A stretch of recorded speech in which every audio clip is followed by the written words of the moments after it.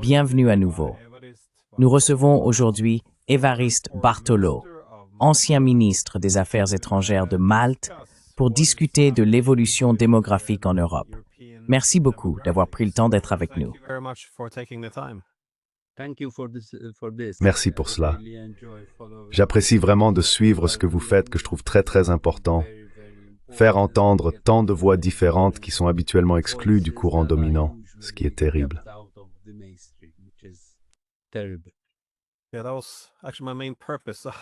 Oui, c'était en fait ma principale motivation pour faire un podcast. Faire intervenir des experts intéressants dont les voix ne sont pas entendues s'ils n'arrivent pas aux bonnes conclusions. Aujourd'hui, je veux aborder un sujet sensible à partir d'un article que vous avez récemment écrit. Nous venons de voir la publication de la stratégie de sécurité nationale des États-Unis. Et c'est assez surprenant, car elle comporte de nombreux éléments. Elle veut mettre fin à l'expansion de l'OTAN. Elle veut, plus ou moins, raviver la doctrine Monroe.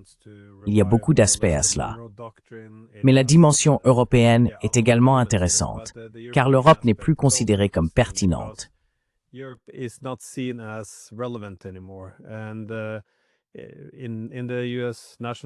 Dans la stratégie de sécurité nationale des États-Unis, on prévoit la fin de la civilisation européenne. La part relative du PIB mondial continue de chuter, ce qui est en réalité un phénomène bien réel, passant de 25% à 14%. Nous assistons à une montée de l'autoritarisme à travers des attaques contre l'opposition politique, la liberté d'expression, le déclin démographique, la migration de masse et l'incapacité de la culture à se reproduire elle-même. Aujourd'hui, nous allions aborder l'un de ces problèmes, à savoir le déclin démographique. Les Européens n'ont tout simplement plus beaucoup d'enfants, et cela a son importance. Vous avez écrit un article très intéressant sur ce sujet, et je me demandais si vous pouviez développer vos idées.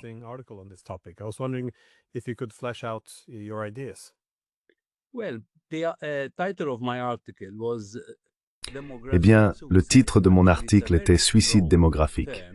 C'est en fait un terme très fort que j'ai emprunté à la Fondation Schuman il y a 7 ans.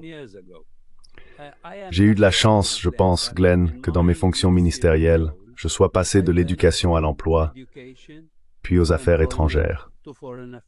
Ce type de responsabilité m'a permis de dépasser une mentalité cloisonnée où l'on a tendance à considérer les différents domaines de la vie comme isolés et séparés les uns des autres.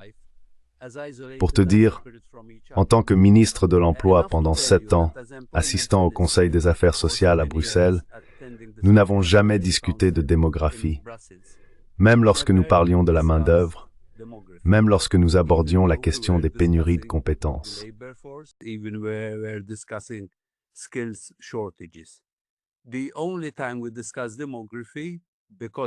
La seule fois où nous avons parlé de démographie, parce que cela était lié à la migration, c'était lorsque j'étais ministre des Affaires étrangères.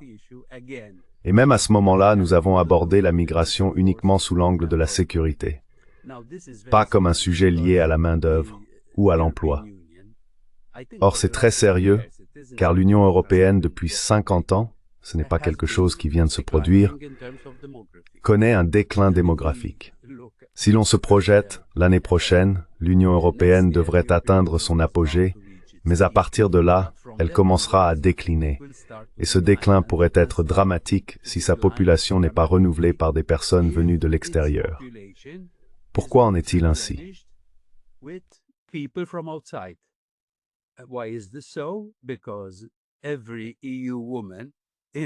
Parce que chaque femme de l'Union européenne, en moyenne, dans les 27 pays membres, a moins de 2 enfants, et dans la plupart des cas un seul, ce qui signifie qu'en 2050, la population aura diminué d'environ 9%. Cela ne semble pas énorme, mais si l'on comprend ce que représente ce 9%, c'est bien plus significatif lorsqu'il s'agit de la population en âge de travailler. Vous savez, elle diminuera de 25 millions. La main-d'œuvre, en termes de population active, se réduira de 25 millions.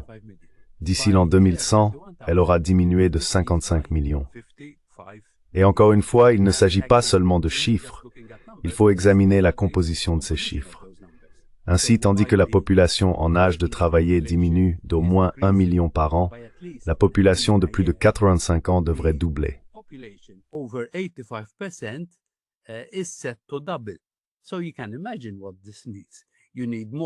Vous pouvez donc imaginer ce que cela signifie. Il faut plus de personnes pour travailler. Il faut plus de personnes pour payer des impôts afin de financer un système de protection sociale. Un système qui offre des soins de santé, pas seulement des soins pour les personnes âgées. Et cela se produit à un moment où des dirigeants disent « démantelons le système de protection sociale » car nous devons désormais passer à un état de guerre et non plus à un état-providence. Je me souviens avoir fait partie d'une Union européenne qui se vantait autrefois de son modèle européen.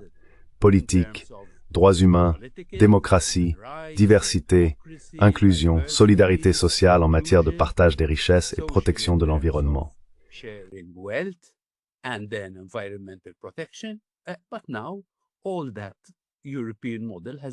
Mais maintenant, tout ce modèle européen a été jeté par la fenêtre. Et le nouveau modèle européen, c'est la guerre, la guerre, la guerre.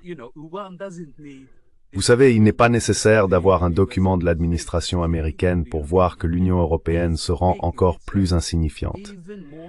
Je veux dire, en termes de réalité géopolitique, de nombreux facteurs structurels montrent que le rôle central de l'UE est perdu depuis un certain temps, et qu'elle était vouée à devenir encore plus marginale.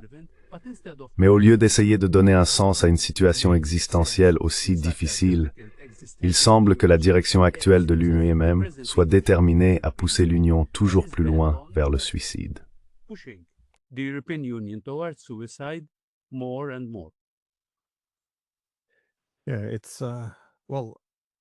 Oui, eh bien, l'un de mes principaux centres d'intérêt académique tend à intégrer l'aspect social dans la politique, car nous reconnaissons que la politique et l'économie ne peuvent pas être envisagées séparément.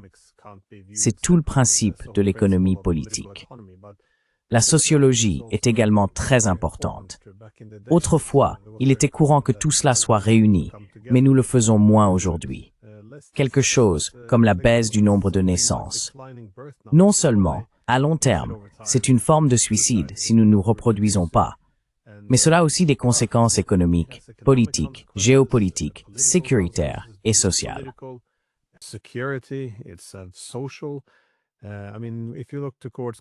Je veux dire, si l'on regarde des pays comme la Corée du Sud, par exemple, on constate que les faibles taux de natalité ont tendance à être corrélés à des taux de suicide élevés.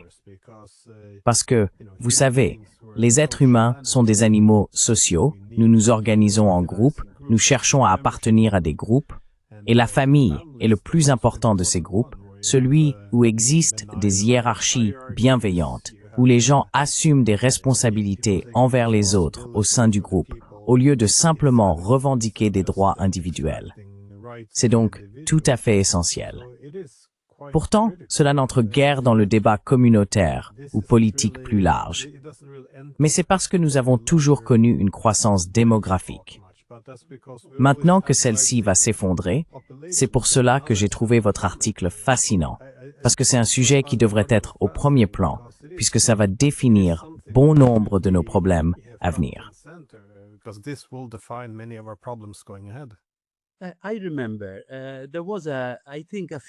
Je me souviens qu'il y avait eu, je crois, une timide tentative, pas dans cette commission mais dans la précédente, de créer un commissaire chargé de la démographie. Mais c'était une sorte d'effet de mode, assez superficiel. Car ce qu'il faut garder à l'esprit, Glenn, c'est que certaines personnes qui nous écoutent pourraient dire « Oh, mais pourquoi penser à 2050, c'est dans 25 ans ?»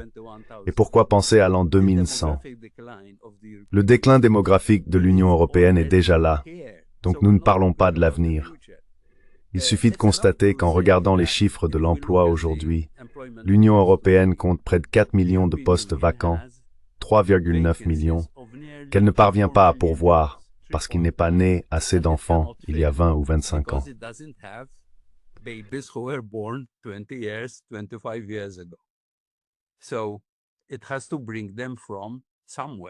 Il faut donc les faire venir de quelque part. D'où vont-ils venir? De la migration. Nous allons parler de la migration car c'est un sujet tellement toxique. Le débat à ce sujet est devenu si irrationnel et si polarisé que l'on n'ose même plus l'évoquer comme une alternative possible au déclin démographique, avec toutes les complications que cela implique, évidemment. Mais le déclin démographique se fait déjà sentir, non seulement en termes de chiffres, mais aussi en termes de pénurie de compétences. Vous savez, l'Agence européenne pour l'emploi suit chaque mois les pénuries de compétences dans les professions à travers l'Union européenne. Au moins 63% des petites et moyennes entreprises déclarent ne pas trouver les talents dont elles ont besoin pour fonctionner.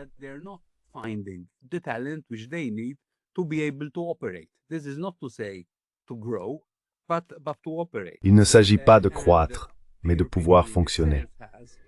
L'Union européenne elle-même a signalé des pénuries dans environ 42 professions différentes, principalement dans les domaines STEM, sciences, technologies, ingénierie et mathématiques. Elle a besoin d'environ 2 millions de diplômés dans ces secteurs. Et cela concerne le présent, non l'avenir. Ainsi, lorsque vous entendez dire que l'Union européenne est forte, qu'elle reconstruit son armée, qu'elle développe un complexe militaro-industriel, eh bien, elle n'a même pas les jeunes nécessaires pour l'armée. Lors de la dernière enquête, seulement 32% ont déclaré être prêts à s'engager. Et elle manque également des personnes qualifiées nécessaires à son propre complexe militaro-industriel. Voilà la myopie.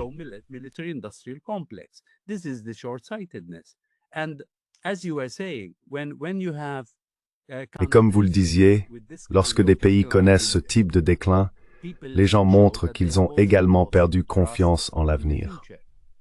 L'une des raisons pour lesquelles les jeunes ne veulent pas rejoindre l'armée, c'est qu'ils ne sont absolument pas inspirés par les dirigeants actuels qui, au lieu de leur offrir la prospérité, leur ont imposé une vie sociale très difficile et dangereuse.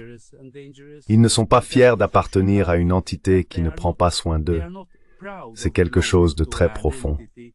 Nous ne parlons pas, je le répète, nous ne parlons pas simplement du manque de main-d'œuvre pour les emplois créés, mais d'un sentiment de désespoir et de perte de repères. Et c'est pourquoi il ne s'agit pas seulement d'un déclin démographique, mais aussi d'un déclin civilisationnel.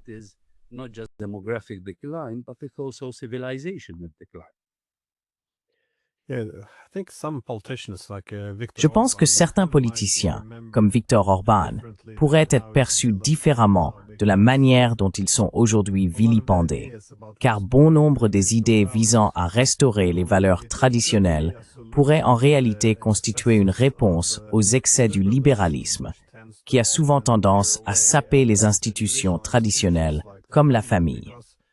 On trouve d'ailleurs des recherches qui soutiennent l'idée que si l'on place des croix dans les salles de classe, par exemple, ou si l'on encourage les enfants à assister à la messe de Noël, ou toute autre pratique similaire, quelque chose qui inculque un sentiment d'identité religieuse à la population, on observe un effet. Lorsque les gens s'identifient comme chrétiens, par exemple, ils se marient souvent plus tôt, divorcent moins et ont plus d'enfants. Et lorsque ces enfants grandissent, ils ont plus de chances d'avoir un père présent. On observe moins de comportements antisociaux et ils sont plus susceptibles de terminer le lycée.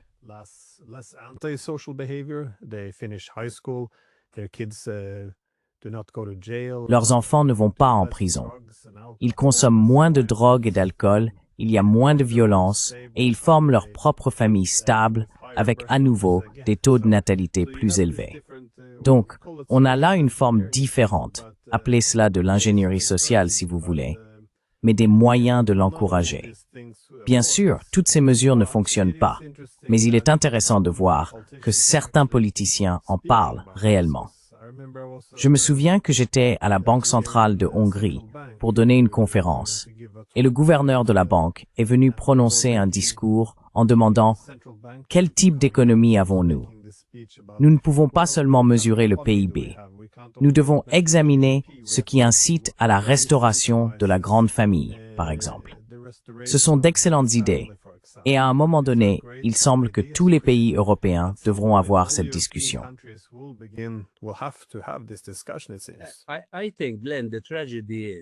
Je pense, Glenn, que la tragédie, c'est que si nous nous en tenons à la division traditionnelle entre la droite et la gauche, ce qui, je le sais, n'a plus beaucoup de sens aujourd'hui, il faut vraiment préciser ce que ces étiquettes signifient.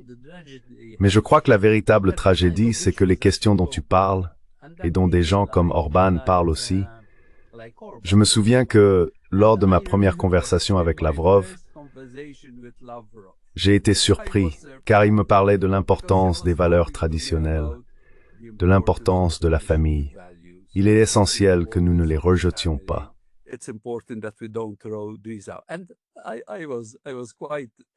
J'ai été assez surpris que dans une discussion entre deux ministres des Affaires étrangères, ce sujet soit abordé.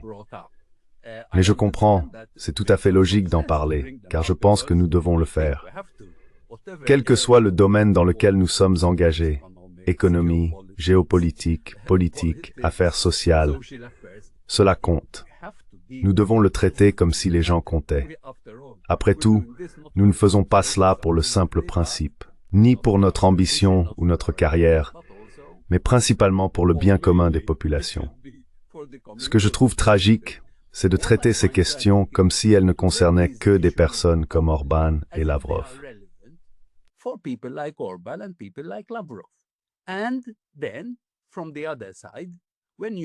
Et puis, de l'autre côté, quand on ne cesse de militer pour les droits civiques, en affirmant que la famille est importante, et qu'on parle comme si la laïcité signifiait l'absence totale d'éthique, comme si le libéralisme voulait dire qu'il fallait avoir aucune valeur, oui, là ça n'a plus de sens. Ça n'a plus de sens du tout. Surtout à ce moment-là, parce que quand on se demande, d'accord, il y a un déclin démographique, cela dure depuis 50 ans, même si les gouvernements actuels adoptaient des politiques, comme accorder des réductions d'impôts ou verser des aides financières aux couples pour qu'ils aient plus d'enfants.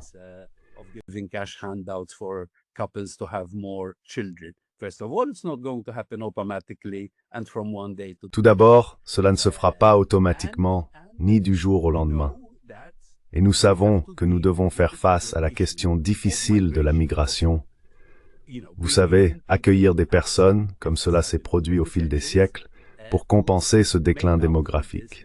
Mais encore une fois, la discussion est devenue si irrationnelle qu'on a l'impression qu'un camp prend le parti des migrants sans se soucier des sentiments des habitants, tandis que l'autre camp prend le parti des habitants comme si l'on pouvait simplement supprimer toute migration. Je ne pense pas qu'il soit réaliste d'attendre d'un pays qui n'ait pas une certaine mesure de migration raisonnée.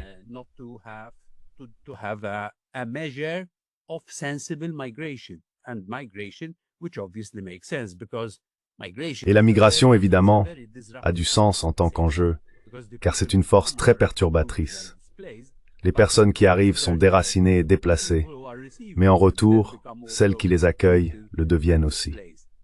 Nous n'avons pas été assez sensibles, je pense, en tant que décideurs politiques, pour prendre en compte les deux côtés, au lieu de nous ranger d'un côté ou de l'autre. Cela a désormais placé l'Union européenne dans une situation très difficile, vraiment très difficile, en raison du déclin démographique. En même temps, encore aujourd'hui, les partis de centre-droit et de centre-gauche parlent de migration d'une manière qui était autrefois associée, et l'est parfois encore, à l'extrême droite.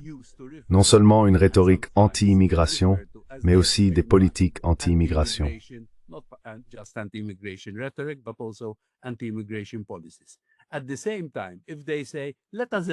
En même temps, s'ils disent « agrandissons l'Union européenne », car si nous intégrons 4 ou 5 pays différents, la population augmentera d'environ 48 millions. Mais ces mêmes pays connaissent également un déclin démographique. Ils ne constituent donc pas une alternative. En même temps, sont-ils prêts à accueillir les migrants dont ils ont besoin pour faire tourner l'économie? À l'heure actuelle, compte tenu de l'évolution du débat, cela n'arrivera pas. Alors, comment l'Union européenne va-t-elle se sortir de cette situation vraiment, vraiment difficile sur le plan existentiel?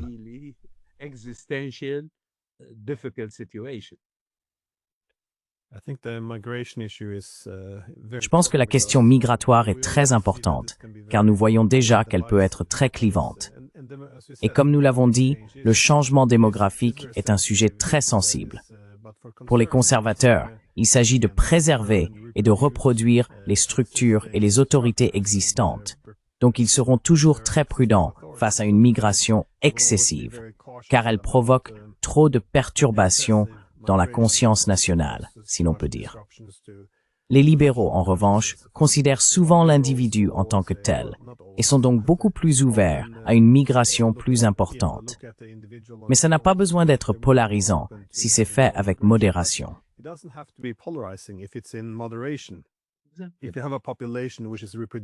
Si vous avez une population qui se reproduit elle-même et que vous introduisez quelques migrants, alors la culture peut se perpétuer avec des changements acceptables qui se produisent naturellement au fil du temps. Mais ce que l'on observe avec une population en forte baisse, qu'il faut compenser par une immigration massive, même si cette immigration de masse n'est pas disponible, c'est qu'elle devient en pratique un remplacement. Et on voit même cela aujourd'hui à droite. Ils parlent d'un remplacement délibéré, comme d'une stratégie visant à détruire notre civilisation. Les libéraux répondront alors que non, c'est une théorie du complot.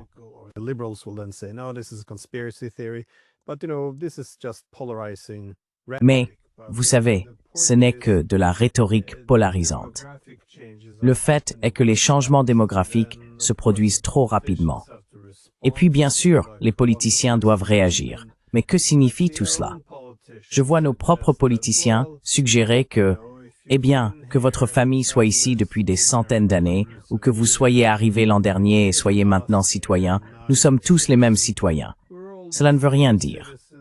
Je veux dire, si c'est tout ce que nous sommes, des êtres humains qui marchent et parlent, portant un passeport, se trouvant simplement au même endroit, ce n'est pas ainsi que fonctionne la civilisation humaine.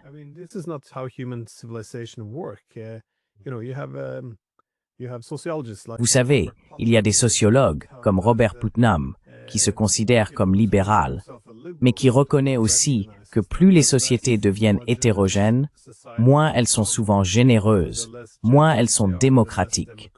Parce que, pour la personne moyenne dans la rue, on ne souhaite pas forcément une redistribution économique lorsque ceux qui nous entourent ne sont pas considérés comme faisant partie de notre groupe, de notre cercle. Cela peut donc être extrêmement perturbateur. Mais, comme vous l'avez dit, on n'a pas vraiment le droit d'aborder ce sujet, car dès que l'on suggère que d'importants changements démographiques peuvent être perturbateurs pour la société, les gens deviennent mal à l'aise. On a l'impression que vous vous aventurez sur le terrain du sectarisme ou quelque chose de ce genre.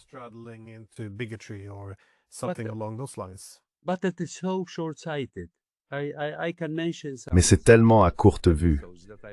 Je peux citer quelques exemples dont j'ai entendu parler. Par exemple, il y a une petite communauté d'environ 4000 personnes vivant à l'extérieur de Francfort, et puis en quelques semaines, une communauté syrienne de plus de 40 000 personnes s'est installée à côté d'eux. Je veux dire, comment peut-on s'attendre à ce que cela soit gérable et que les gens ne se sentent pas complètement dépassés? Ceux qui disent qu'ils viennent comme si l'intégration allait se faire d'elle-même et que tout allait s'arranger, cela ne se passe pas ainsi. Cela ne s'est pas produit. Même dans des pays comme le Royaume-Uni et la France, qui au fil des années ont eux aussi, je pense, négligé de vraiment réfléchir à la manière de gérer la migration, de traiter ces aspects sociaux et culturels, et pas simplement l'arrivée des personnes.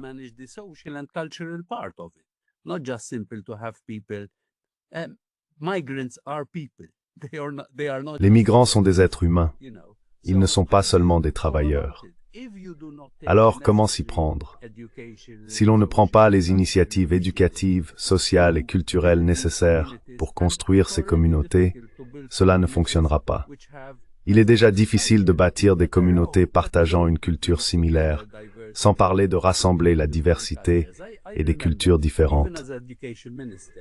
Je me souviens que même lorsque j'étais ministre de l'Éducation, des pères venaient me dire « Je ne veux pas que ma fille suive des cours d'éducation sexuelle car ça ne correspond pas à notre culture. Je parle de personnes venues de villages en Syrie à Malte en tant que réfugiés. Je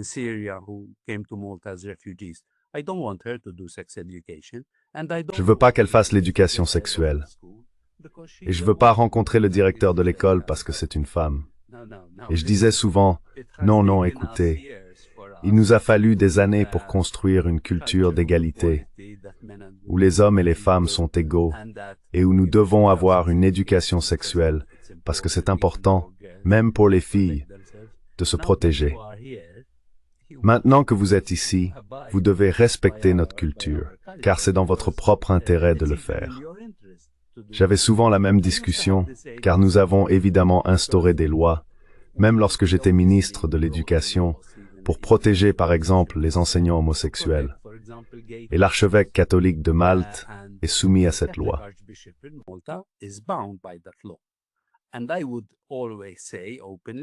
Et je disais toujours ouvertement que je m'attends à ce que l'imam soit lui aussi soumis à cette loi.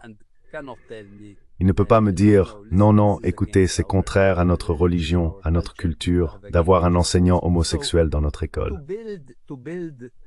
Pour construire des cadres juridiques, des cadres culturels, lorsqu'il y a une telle diversité, il faut vraiment fournir beaucoup d'efforts et ne pas continuer à dire que l'intégration signifie laisser chacun faire ce qu'il veut. Je pense que le multiculturalisme du laisser-faire est très dangereux. Cela ne fonctionne pas. Cela crée des problèmes. Je me souviens que Glenn avait eu une discussion avec le ministre de l'Éducation français après l'épisode de Charlie Hebdo à Paris.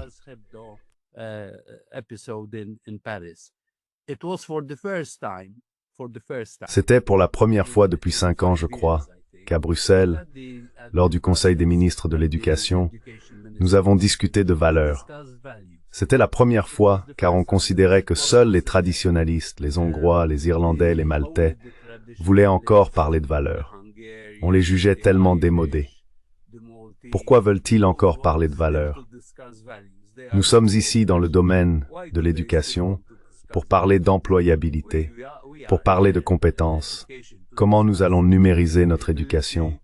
Comment nous allons nous assurer que nos citoyens possèdent les compétences nécessaires pour travailler dans l'économie d'aujourd'hui, comme si la société n'existait pas.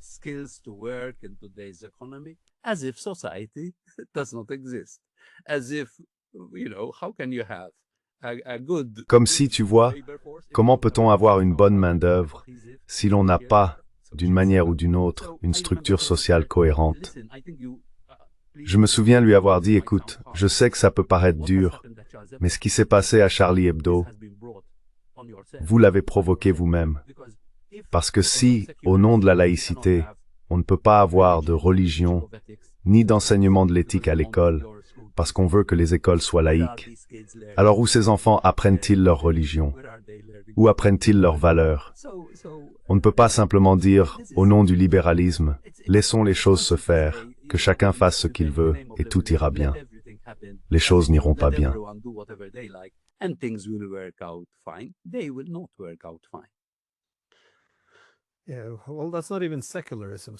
Eh bien, ce n'est même pas du sécularisme.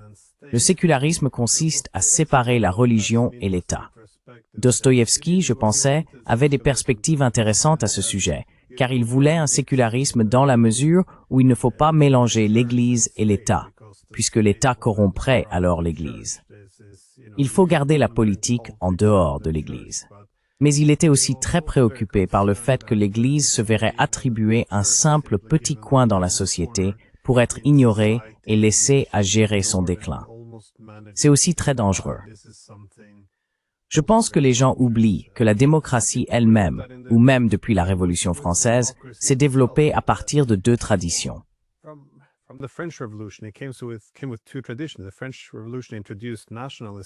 La Révolution française a introduit le nationalisme, c'est-à-dire que si l'on transfère la souveraineté du monarque au peuple, alors le peuple doit être défini par une culture, une langue, une histoire, des traditions et une religion commune.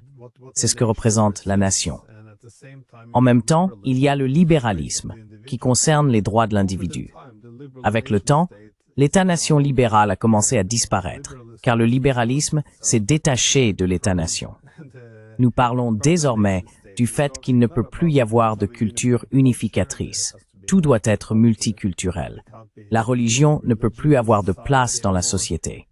On assiste à tous ces développements très étranges, et les gens ne se demandent pas si la société peut réellement soutenir cela. C'est pourtant une question importante à poser.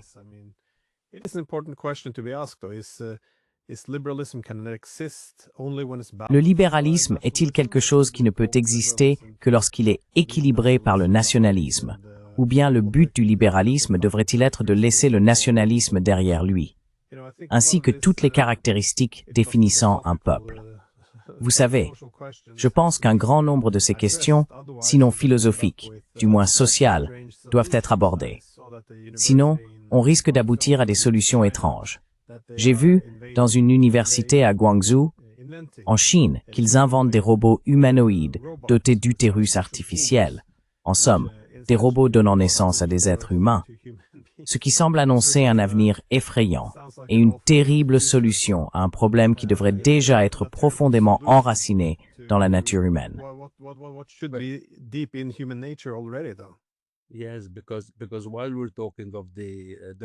Oui, car pendant que nous parlons du suicide démographique de l'Union européenne, n'oublions pas que d'ici 2100, la Chine aura perdu la moitié de sa population actuelle, un peu plus de 660 millions d'habitants, je crois.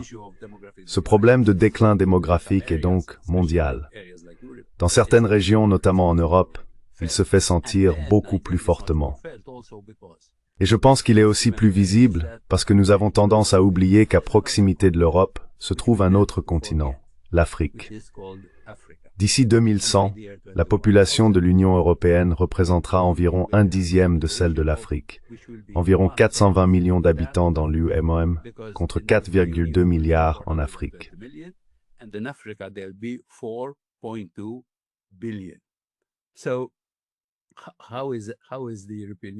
Alors, comment l'Union européenne se prépare-t-elle à cela, alors qu'elle a un tel continent à seulement quelques milles, quelques kilomètres de ses côtes?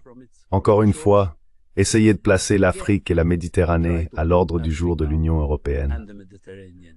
Oh, ne perdez pas notre temps, car nous devons nous concentrer sur la Russie. Nous devons nous concentrer sur le voisinage oriental. Nous devons nous tourner vers l'Asie pour affronter la Chine. Et voilà, dans cette réalité toute proche de vous, ce qui se passe en vous et à côté de vous. Et c'est ignoré. Ce ne sont pas là les décisions de dirigeants sages et stratégiques. Mais malheureusement, ces dirigeants sages et stratégiques sont introuvables. Plus je sens que les défis deviennent complexes, et plus nous avons besoin d'une profonde sagesse pour les résoudre, moins notre direction est à la hauteur de la tâche.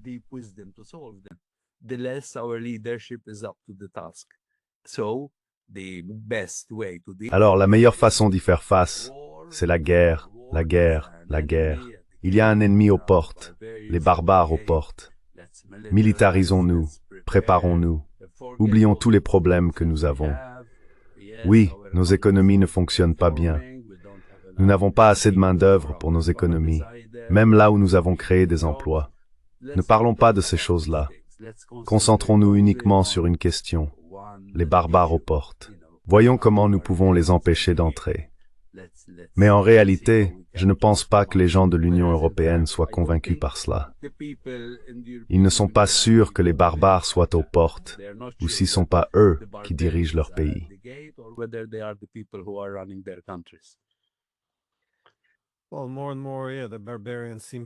Eh bien, de plus en plus, oui, le barbare semble parfois être notre propre direction politique.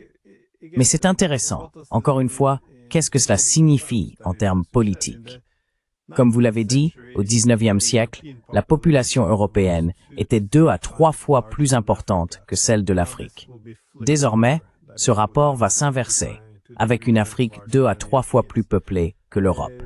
Dire aux gens que cela ne veut rien dire, que cela n'aura aucun effet sur l'économie ou la politique n'a tout simplement aucun sens.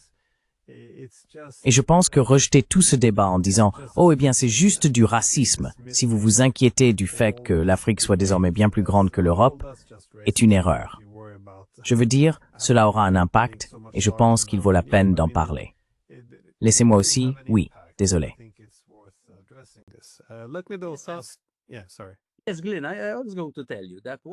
Oui, Glenn, j'allais te dire que ce qui est vraiment incroyable, encore une fois, comme tu l'as dit, c'est qu'entre-temps, l'Afrique se développe. L'Afrique se développe et on y trouve la présence de la Turquie, la présence de la Russie, la présence de la Chine, la présence d'autres pays. Donc l'Afrique n'attend pas que l'Union européenne avance et se développe. Je pense que l'Union européenne a fait preuve d'un grand manque de vision en se mettant elle-même à l'écart de ce jeu, alors même qu'elle était autrefois un énorme donateur pour l'Afrique et qu'elle continue à lui verser beaucoup d'argent. Mais je pense que l'Afrique se développera non seulement sans l'Union européenne, car elle se développe déjà sans l'Union européenne, mais il y a de fortes chances qu'elle se développe contre lui-même. Et je trouve cela vraiment très myope.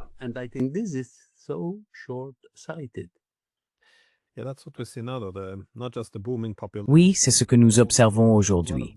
Non seulement une population en plein essor, mais aussi le fait que nombre des économies à la croissance la plus rapide se trouvent en Afrique. Et nous voyons bien sûr la Chine comme la principale puissance économique qui s'y implante, déjà un partenaire économique dominant sur le continent africain. Au cours des 2 ou 3 dernières années, nous avons vu de nombreux gouvernements expulser plus ou moins les Français et se tourner plutôt vers la Russie. Encore une fois, je ne veux pas dresser une image de menace autour de la Chine et de la Russie. Au contraire, je pense que nous devrions consacrer beaucoup plus de temps à harmoniser nos intérêts et à dialoguer réellement. Je n'ai aucun problème avec cela. C'est simplement qu'il faut reconnaître que tout cela a un impact sur la géopolitique. Il faut aborder ce que cela signifie, tirer parti des opportunités tout en atténuant les risques. Mais je ne vois rien de tout cela. J'aimerais vous interroger plus précisément sur les risques économiques. Que pensez-vous d'une main-d'œuvre en diminution? Non seulement de la main-d'œuvre, mais d'une population en déclin.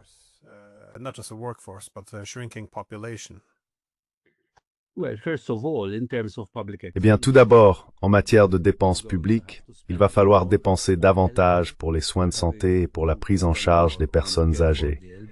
Nous devons donc construire un système de protection sociale plus solide. Qu'est-ce que cela signifie? Il faut une économie prospère. D'où viendra l'argent pour soutenir ce type de dépenses sociales? Il faut une économie forte. Mais comment avoir une économie forte si déjà maintenant, comme le montrent ces statistiques, nous perdons environ 1 million de travailleurs par an et qu'après 2050, ce rythme s'accélérera encore davantage, il doublera?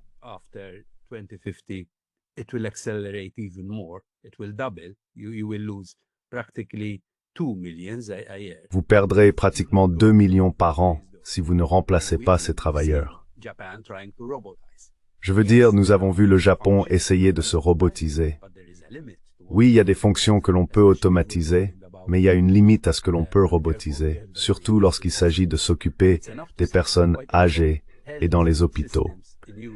Et il suffit de dire qu'un grand nombre de systèmes de santé en Europe, y compris dans votre pays, Glenn, et dans le mien, ne pourraient pas fonctionner sans les médecins venus de l'étranger.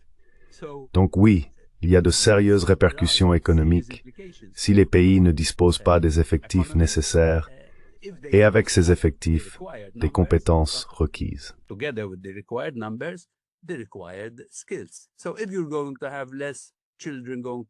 Donc, si vous avez moins d'enfants qui vont à l'école, si vous avez moins de jeunes qui entrent dans les écoles et les universités, d'où viendront vos travailleurs dans les domaines STEM? Les personnes qui pensent que ceux qui s'intéressent à la démographie sont des conservateurs ou appartiennent à la droite font preuve de myopie.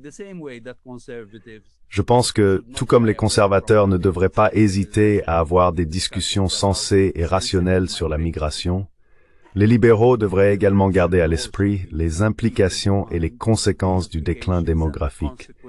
Ils l'ignorent, vous savez, au risque de leur pays.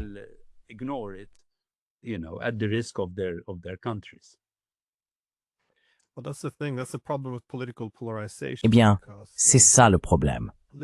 C'est le problème avec la polarisation politique. Les libéraux et les conservateurs ont besoin les uns des autres pour se contrebalancer. Si les conservateurs construisent des murs pour préserver le groupe, tandis que les libéraux construisent des ponts, il faut les deux pour maintenir l'équilibre. Dans l'excès, les deux camps échouent, en somme, car le camp libéral peut s'épuiser et devenir incapable de se reproduire. Et lorsqu'une société ne peut plus se reproduire, quelque chose se déclenche dans la tête des gens. Et il y a souvent un très vilain retour de bâton. Pendant ce temps, les conservateurs, s'ils se referment trop, peuvent sombrer dans la xénophobie, la stagnation et l'hostilité au changement.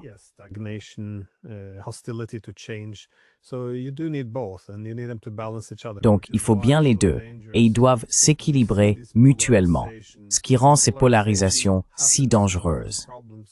La polarisation survient cependant lorsque les problèmes ne sont pas traités correctement. Sur le plan économique, je veux dire, j'imagine facilement la baisse de productivité, comme vous l'avez dit, les pressions sur la protection sociale, la hausse des coûts de santé, les pénuries de main-d'œuvre, la baisse de la consommation, le recul de l'innovation et de l'entrepreneuriat. Chacun de ces facteurs, pris isolément, aurait déjà un impact considérable. Mais en réalité, le déclin démographique est une variable indépendante qui alimente tout ce processus de développement. Et concernant les risques politiques, qu'en pensez-vous?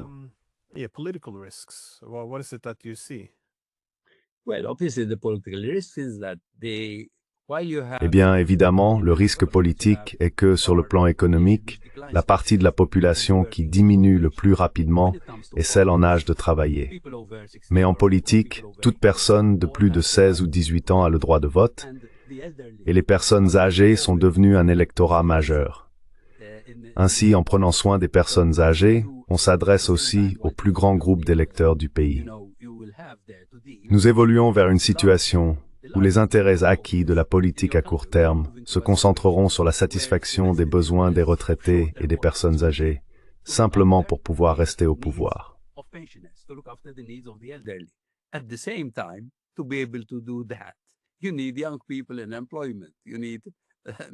Il faut que les jeunes aient un emploi. Il faut que les personnes d'âge moyen travaillent pour soutenir cette protection sociale. C'est pour cela que c'est un cercle vicieux. On ne peut pas dissocier la politique de l'économie. Et je pense qu'avec un électorat plus âgé, le risque est, certes, d'avoir un électeur plus sage, mais en même temps, il faut savoir regarder au-delà de nos propres besoins. Je fais partie des aînés, donc il est dans mon intérêt d'avoir un bon système qui prenne soin de moi. Mais je sais que j'ai une petite fille, et je dois penser à elle. Dans quel monde va-t-elle vivre? Quelle économie soutiendra sa qualité de vie? Et à quelle société appartiendra-t-elle? Il nous faut un peu de clairvoyance pour réfléchir à cela.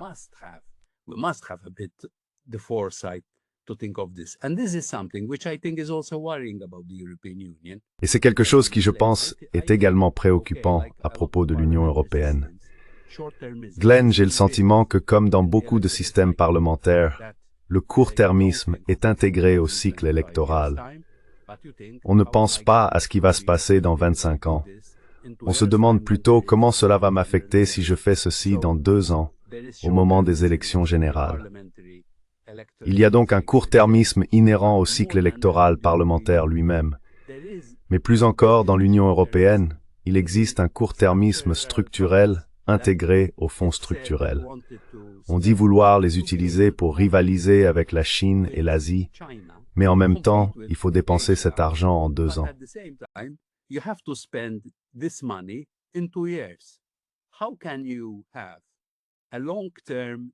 Comment peut-on élaborer une stratégie d'investissement à long terme pour rivaliser avec la puissance scientifique et technologique que l'Asie, principalement la Chine, a construite? Si l'on regarde le nombre de diplômés qui sortent de Chine et celui qui sort d'Europe, il n'y a pas de comparaison possible. Il n'est donc pas surprenant que lorsqu'on observe le domaine technologique, car évidemment les disciplines STEM sont aussi affectées par le déclin démographique, si vous n'avez pas les effectifs, vous n'aurez même pas les personnes nécessaires dans ces domaines.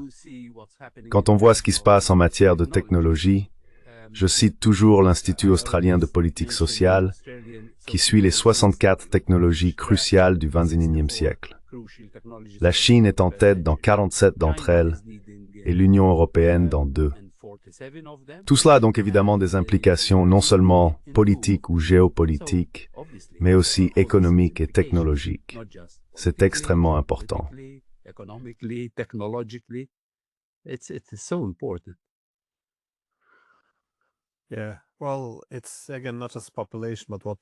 Oui, eh bien, il ne s'agit pas seulement de la population, mais aussi de ce que les gens étudient. Les sciences STEM sont beaucoup plus populaires dans des pays comme la Chine et la Russie, comparé à ce que l'on observe en Europe aujourd'hui. Mais il est intéressant de constater que tandis que l'Europe figure parmi les pires en matière de déclin démographique, les principales zones de croissance se trouvent en Inde et en Afrique, qui continuent de se développer. Il est fascinant de voir les changements économiques et politiques que cela entraînera. Tu as mentionné qu'il faut se projeter 25 ans dans l'avenir. Eh bien, cela nous ramène plus ou moins à la nouvelle stratégie de sécurité nationale des États-Unis sous Trump, car elle affirme que l'Europe, sur sa trajectoire actuelle, sera méconnaissable d'ici 20 ans ou moins. Et pour empêcher l'Europe, selon ces termes, de se suicider avec ses propres politiques, la stratégie appelle même à cultiver une résistance à la trajectoire actuelle de l'Europe.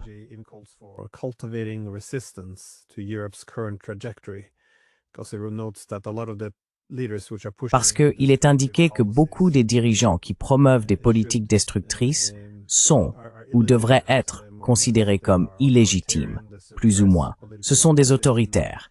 Ils répriment l'opposition politique. Ils censurent. Et donc, encore une fois, un changement de régime pourrait bien se profiler. Je ne pense pas que nous ayons à attendre 20 ans pour en voir les conséquences.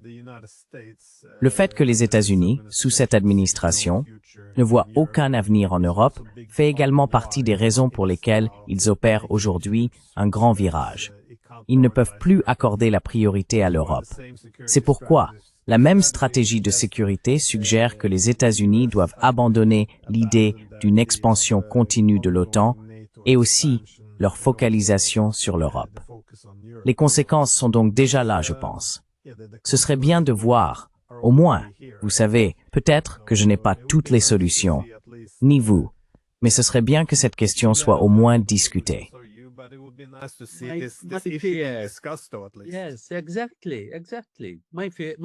Oui, exactement.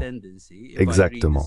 Ma crainte, Glenn, c'est qu'il y ait une tendance, si je comprends bien la situation, chez les dirigeants actuels de l'UMMR, à considérer cela comme un simple incident, une affaire Trump. Quand Trump disparaîtra, ils penseront qu'il suffira de revenir à une vie paisible comme avant, ce que je trouve très superficiel. Tous les problèmes dont nous avons parlé sont très complexes. On ne peut pas simplement y apporter une solution magique, ce qui signifie qu'il faut vraiment y réfléchir et en discuter sérieusement.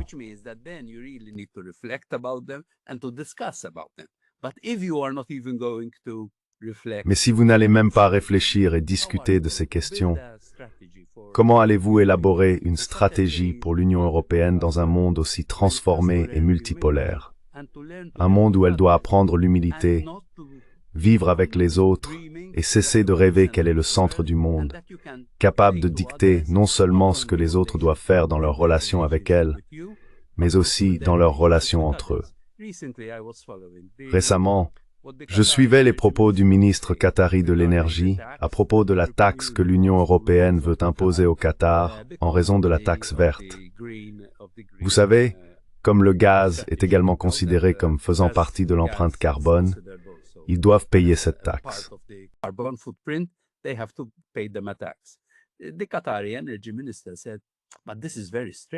Le ministre qatari de l'énergie a déclaré « C'est très étrange, même pour nous, car nous leur vendons du gaz. Mais maintenant, ils veulent imposer la taxe, non seulement sur notre commerce avec l'Europe, mais aussi sur notre commerce avec le reste du monde. » Je veux dire, comment peut-on avoir l'arrogance d'imposer à d'autres pays ce qu'ils ne font pas avec vous, mais avec des pays tiers, avec d'autres?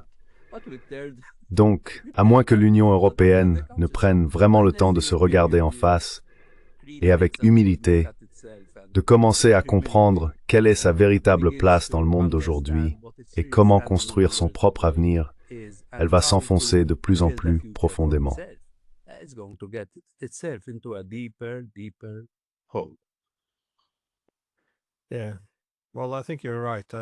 Oui, eh bien, je pense que tu as raison. Cette focalisation excessive sur les personnalités est un problème. Trump n'est pas apparu de nulle part. Il est le symptôme de changements plus vastes, tout en étant unique à sa manière. Mais malgré tout, il reste le symptôme des mutations socio-économiques et politiques en cours. Plus que tout, je pense qu'il est une figure de transition. Il n'y aura pas de retour en arrière une fois qu'il se retirera. Je pense que nous, en Europe, ignorons qu'une toute nouvelle classe politique est en train d'émerger aux États-Unis. Des gens qui considèrent l'hégémonie mondiale comme un fardeau, quelque chose qui détruit la République. Ils sont profondément préoccupés par la montée de cet autoritarisme libéral, où les références constantes aux valeurs servent à censurer, diffamer et saper la démocratie, ainsi que les valeurs traditionnelles de la société. Et il y a aussi une part croissante d'Américains qui, pour de bonnes raisons, pensent que l'Europe est finie, économiquement, socialement, politiquement, surtout lorsqu'ils regardent notre direction impuissante. Pas toi, bien sûr, mais tout de même, il y a du vrai là-dedans.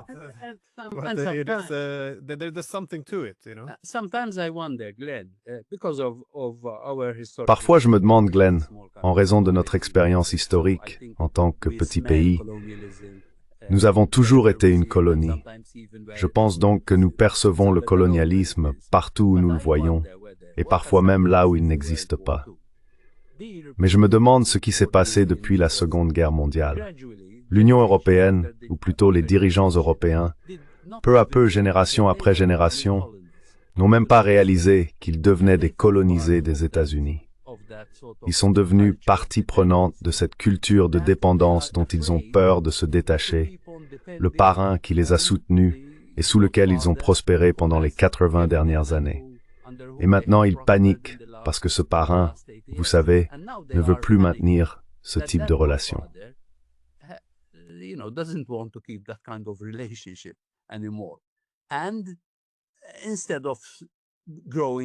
Et au lieu de mûrir, ils paniquent et se comportent comme ils le font maintenant, préférant poursuivre la guerre en Ukraine plutôt que de vraiment chercher une solution. Au cours des 3 ou 4 dernières années, ils se sont fait du tort au point de se priver d'une bonne source d'énergie. Et maintenant, ils doivent importer une énergie bien plus coûteuse. Tout cela se produit alors que leur économie devient beaucoup moins compétitive. En même temps, ils font face à un déclin démographique qu'ils ne traitent pas sérieusement.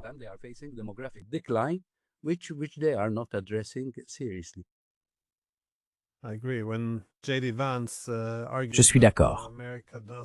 Quand J.D. Vance a soutenu que l'Amérique n'a pas besoin de vassaux, mais de partenaires, j'ai trouvé cela intéressant. Quand le maître doit dire à ses esclaves, plus ou moins, qu'ils doivent se ressaisir et commencer à défendre leurs propres intérêts.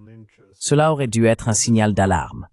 Mais alors que les États-Unis se détournent de l'Europe dans ce monde multipolaire, le premier réflexe des Européens a été « Eh bien, nous ne pouvons pas laisser partir les Américains.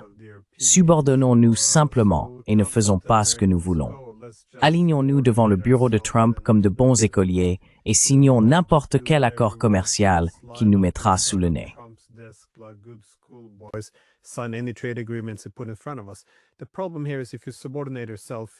Le problème ici, c'est que si vous vous subordonnez, vous ignorez les intérêts nationaux fondamentaux.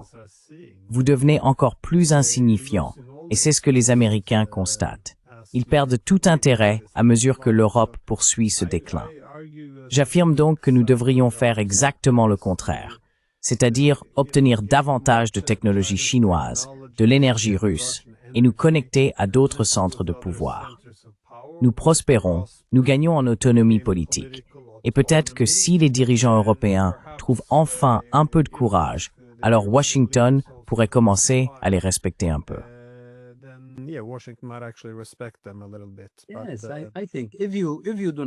Oui, je pense que si l'on n'a aucun respect de soi, comment peut-on s'attendre à ce que les autres nous respectent? Comment peut-on s'attendre à ce qu'ils nous respectent? Dans le cas de l'Union européenne, je vois que le seul avenir viable consiste à reconnaître ce monde multipolaire et à ne pas se laisser dominer par une grande puissance, mais à établir des relations avec toutes les puissances et avec le plus grand nombre de pays possible. J'aime la manière dont Jaishankar tente d'expliquer la politique étrangère de l'Inde. Il ne s'agit pas d'être non aligné, mais d'être multi-aligné et d'entretenir des relations avec le plus grand nombre de pays possible. Je pense que l'ancien adage selon lequel il ne faut pas mettre tous ses œufs dans le même panier devrait servir de bonne ligne directrice à l'Union européenne pour sortir du pétrin dans lequel elle se trouve.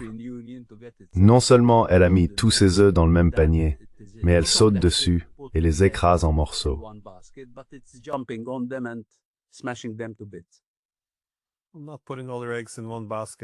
Ne pas mettre tous ses œufs dans le même panier est en somme le principe fondamental de la géoéconomie également. Diversifier par tous les moyens, c'est bon pour vous. Eh bien, après les remarques judicieuses que vous venez de faire à propos de Jaishankar, cela semble être un bon moment pour conclure. Merci beaucoup d'avoir pris le temps et j'espère que nous pourrons en reparler plus tard. Merci. Au revoir. Thank you. Goodbye.